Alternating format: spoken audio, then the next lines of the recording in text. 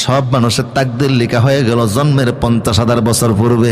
তাই হাদিস শরীফের মধ্যে আছে, বুখারী শরীফের বর্ণনা, মূসা আলাইহিস সালাম আল্লাহরে বলছিল, আল্লাহ আদম আলাইহিস সালামের সঙ্গে মূসা নবীর সাক্ষাৎ দিয়েছে আসমানে। কোথায়? বুখারীর হাদিস। আদমের সঙ্গে মূসা নবীর সাক্ষাৎ হয়েছে কোথায়? মূসা নবী আদমের কয়, বাবা আমনে জান্নাত এত বড় থাকতে, বিশাল বড় জান্নাত, এত গাছগাছালি থাকতে, ওই গাছটার কাছে আপনারা যাইতে কইছে কে? সুবহানাল্লাহ বলবেন না? জান্নাত কি ছোটখাটো না অনেক বড়? মিনিমাম 20 কোটি বর্গমাইলের এরিয়া হচ্ছে জান্নাত, ঠিক কিনা বলেন? কয় কোটি?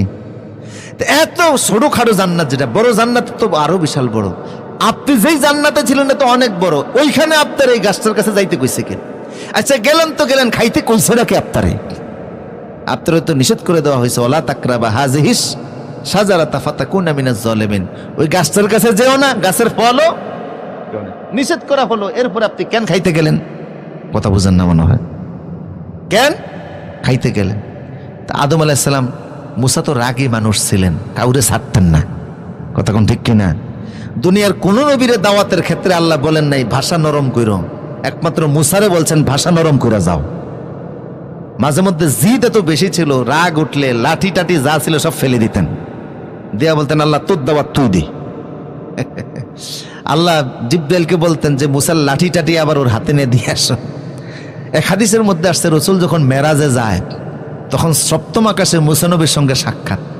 তো মূসা আলাইহিস সালামকে রাসূল বললেন, আপনি কেমন আছেন? জি ভালো আছি। ধন্যবাদ দেওয়ার পরে বলতেছে যে কোথায় যাচ্ছেন? কয় আমার দাওয়াত আসছে, আরশে যেতে হবে। তো রাসূল যখন আরশের দিকে উঠতেছেন, মূসা নবী তখন কয়, আসলাম কত আগে, পাহাড়ে আমি একটু দেখতে চাইলাম, সেই দেখাটা দিলেন না, আর আমার পরে যিনি আসছে হেরান উপরে উড়াইতে আছে। তো মূসা নবীর কথাগুলি রাসূলের কানে গেছে। রাসূল জিব্রাইলে বলতেছে, এগুলি কে বলতেছে? কয় মূসা নবী বলতেছে।